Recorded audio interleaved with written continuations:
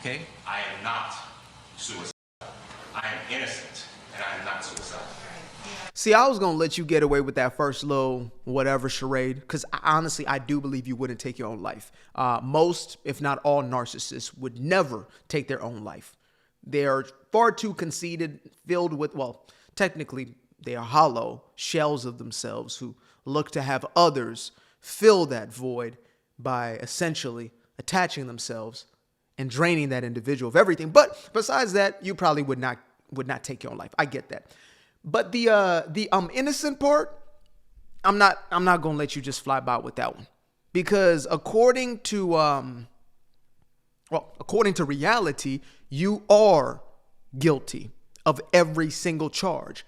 You did trigger one of the greatest race hoaxes in American history, and you were allowed to get away without a single consequence. And folks, the reason I made this video is to show y'all what happens when you do not check this sort of behavior. I've made close to 3 videos talking about the scam that is BLM. And because nothing has happened to them, because there have been no true repercussions for their actions, they will continue to use the very same race hustling, race hoax. They will continue to use divisiveness in order to profit. I guarantee you there's going to be another and another and another BLM so long as we do not check this. So if we can't do it in the courts, then we're going to do it in the court of public opinion. Jussie Smollett, you are indeed guilty. Now, let's get into the byproduct. The year of our Lord 2025. Our boy Charlie Kirk is back on college campuses, tearing these young ones a new one, waking them up to the reality of life. And sure enough, we have ourselves a 2025 Jussie Smollett. So let's go ahead and cue that up. Let's see what's going on over here with Charlie and the boy, or whatever is going on here. Let's get into it. Make sure to get yourself a little something to sip on. I got some cherry tea. It's a cranberry tea. You know those flavored teas sometimes that you can't tell the difference because it's so faint and light in the back? That's one of these. So yeah, this is not a sponsorship, by the way. This is literally just some I grabbed up out of my girl's little tea bowl situation. So anyway, let's get into it. I was hate crime 5 times in one night, okay? 3 of them by Trump supporters. What happened? Already, I'm sorry. I was hate crime 3. I was hate crimed 3 times in one night is already the whole entire life for me. It's already worse than Jussie. At least Jussie had a storyline, you know? It wasn't, well, 3 things happened in the same night. No, he said, it was 2 a.m. in the middle of Southside Chicago. Freezing cold temperatures, wintertime, right? Chicago in the wintertime. You're out at 2 a.m. at a 7-Eleven getting food, where all of a sudden, 2 white Trump supporters wearing MAGA hats in the middle of Chicago in the wintertime run up on you, throw a around your neck, and say, "This is MAGA country, you F word." That's the Jussie story. At least there was a storyline. That's maybe the benefit of him being an actor, a trained C-list celebrity. But this one, come on, bruh. I was just walking, and then I see this truck full of 4 white men pass by me, MAGA apparel, everything, you know. They drove past me, and they were like, "F you, bend over." Okay, so they said the N-word on campus to you. Well, yes. Okay, so what happened to them when you reported them? I didn't report them. Threatening to rape you is an intent of a crime. Did you go to the police? You file a police report? You hire an attorney? You sue the school? Did you go to the civil rights office? Do you file a civil rights complaint? Did you do any of that? Because you should. Okay. No, did you? Tell me. Yes or no? I did not, but Why? I'm not going to argue with you. No, but These types of people terrify me. Compulsive liars, somebody who can just lie off cuff, off the rip. Those type of people are terrifying. Look at this. Not even blinking. Like paparazzis. Click. Yeah, as I'm speaking of the greatest trauma that took place in my life 3 times in one night. Click. Are you seeing me? Are the cameras getting my good angle? Are you? Yo, Nars.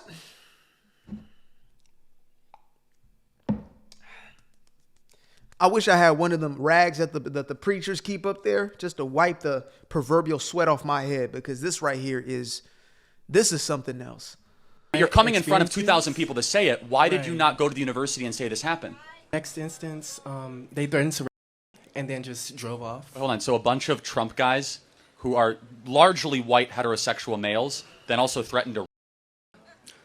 Different group of people, but yes. I'm going to show you the university official, and why don't you go file a Department of Education complaint, and let's find these terrible people that did this to you. Can we agree?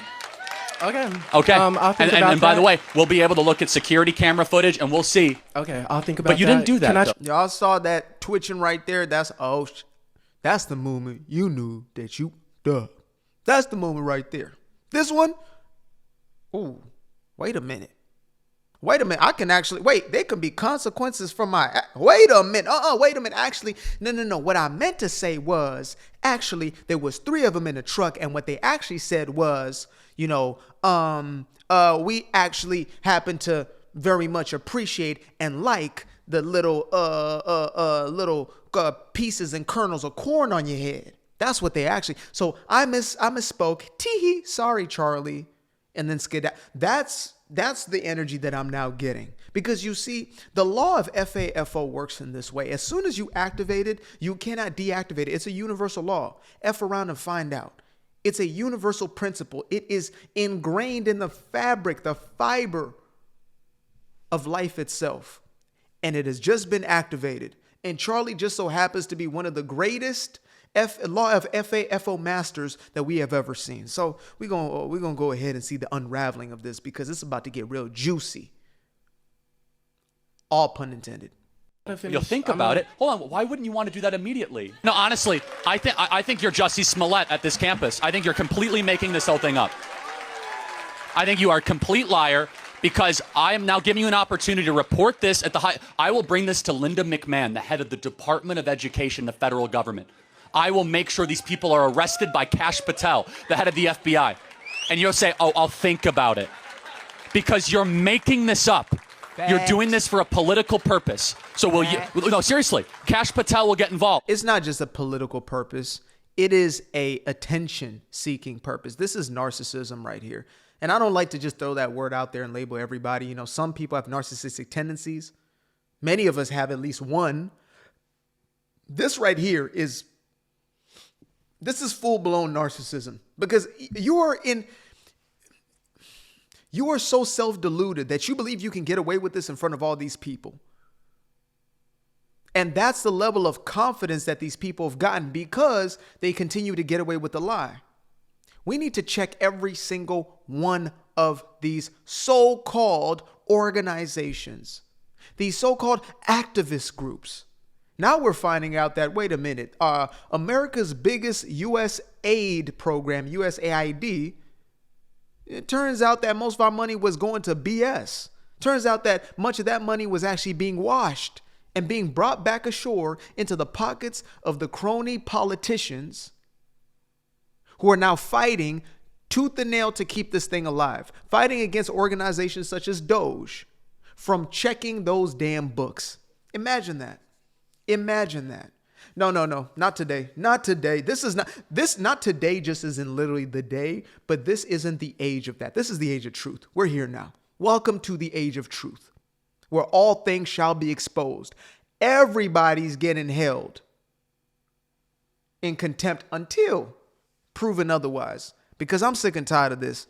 I'm sick and tired of the continuous, perpetual race baiting that has been taking place. It is holding all of us back. It's one thing to always just be blaming race on things, but to take it to this level, to take it to a level where you are likely willing to have somebody else end up in prison, wrongly accused, is effed up. I thought we fought to be in opposition to this when black folk were being wrongfully accused of things they did not do by the Democratic plantation that were looking to keep them in shackles. I thought we fought hard and long to make sure that doesn't happen. Yet here we are on a university campus. You're crying racism. You're crying victim. You're on a multi-billion-dollar college campus. You are privileged beyond privilege. If you came up in any other setting, in half of the world's countries looking like this, you're about to be real life violated. Here in America, you get to walk around looking like what's his name? Chris Tucker in what is it? The Sixth Element, the Bruce Willis movie. You get to walk around looking like Chris. Hey, man. And people don't mind you. They're not tripping off you. But the moment that you start to, nah, as the all Hall & Oates song once said, what is it? I can't go for that. That's what it says, right? No can do. Continue, Charlie. Cook. Yes, it's a hate crime. That's not acceptable. Will you do this or not? That's really cute, Charlie, but I'm trying to give you the opportunity to alleviate hate within this group of people who have a shared ideology. But hold on a second. There's no hate. There's just love of America here in this audience. That's all that's here today, okay? That's all that's here. I'm trying to... Well, let me run that little piece back right there. Hold on a second. There's no hate. There's just love of America. That's really cute, Charlie, but I'm trying to give you the opportunity to alleviate hate within this group of people. I'm trying to give you the opportunity to... I need to give you the opportunity to alleviate whatever the hell these are right here. That's what I need to give you the opportunity to do. This is insane, folks. This is insane. University campuses have turned into indoctrination camps. That's what they are. They are taking the youth and they're molding them into anti-American value-having, or I guess non-value-having. They are pro-violence. They are pro-racism. They are pro-segregation. Look, let me break it down for y'all like this. On university campuses, as well as even high school campuses, there are now spaces, safe spaces for people of different ethnicities. So, does that not sound like segregation? No, we need a space for our black students. We need a space for our indigenous students. And nobody else is allowed there. That to me sounds like segregation, the very thing we literally fought to eradicate. This right here, let me bring that back up. This right here, this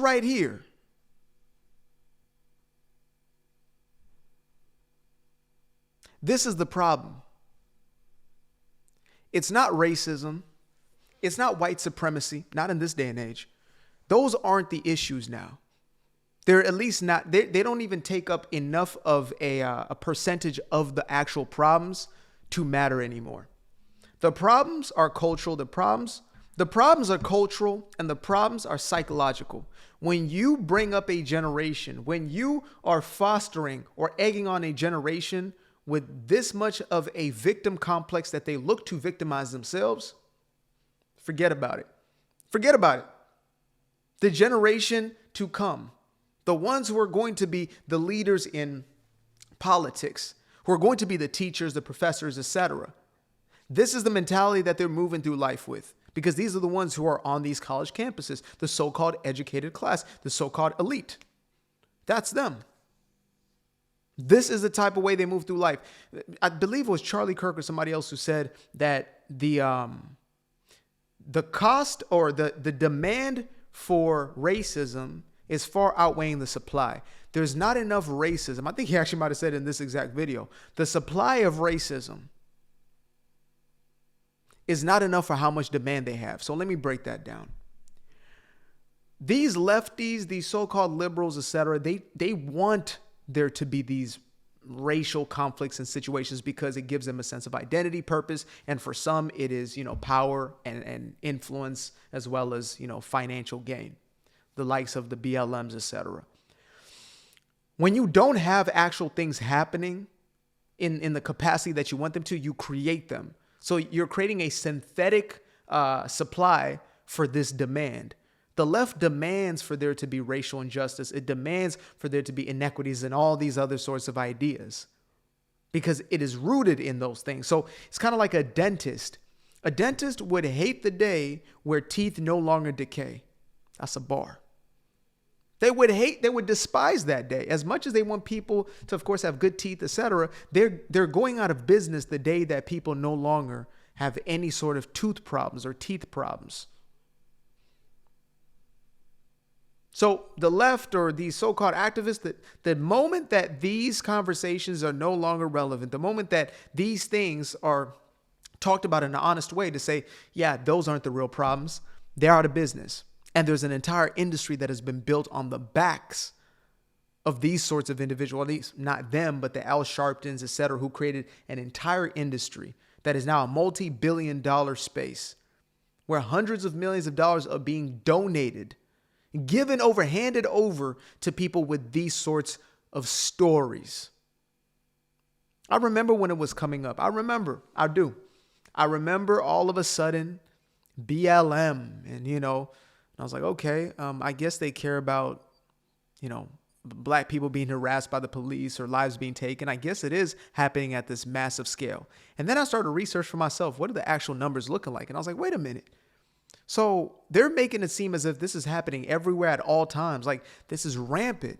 But this is the news showing the very same stories over and over again. So the news cycle makes it as if it is going on perpetually. And they're creating this fear complex, especially in the youth. Their parents are now telling them, you got to watch for your life out there. Now you're living in fight or flight paranoia. Now your immune system is shut down. Now you're more aggressive. Now you're looking at cops as the enemy. Not to say that there aren't those bad seeds, but damn, like you're living in a reality that has been made up by the propaganda machine in order to continue to fuel itself. And in order for these ideologues on the left to continue to have something to stand on. But enough is enough, and we're calling it out every single time. We are checking them every single day. We're checking on them every single day. Mark my words, this thing will be eradicated from society completely to the point where even the fringe doesn't want to deal with this nonsense. It's the only way the aliens will come and visit us. At the very least, visit. At the very best, come live with us. Because when we don't figure this out, when we don't evolve past this superficiality, this fixation on race and gender, and as long as we continue to perpetuate those, we will not evolve, or at least some of us will, and many will get left behind in the process. And I wish for everybody to mature and to understand and to grow up. I wish for, Chris Tucker Jr. I wish for Chris Tucker here out of the Bruce Willis movie. I wish for him to mature and become an adult who has greater levels of understanding. Maybe paying taxes and living a real life and paying bills will, create some of those more rational minded arguments in his head. But for now, the propaganda machine is going to propagandize, and I'm going to tell the damn truth and call it out for exactly what it is, period. I appreciate you guys for tuning in. Now, if you'd like to stay around, make sure to click that little subscribe button down there, or you can show some love by going to the description below and clicking on the button titled Buy Me a Coffee. Leave a little something there, or click on the Cash App. Leave a little something here. Till the next time, peace. I fell in love with the sunshine. I fell in love with the light. I fell in love with the full moon. I fell in love with the night. I can see the light again. I can see the light. You can see the life in him illuminate the night. I know the time is taking. A 3, 6, 5, that's a full rotation. I see you looking up, you know them constellations. Constantly gazing like house of praises, you get to praising.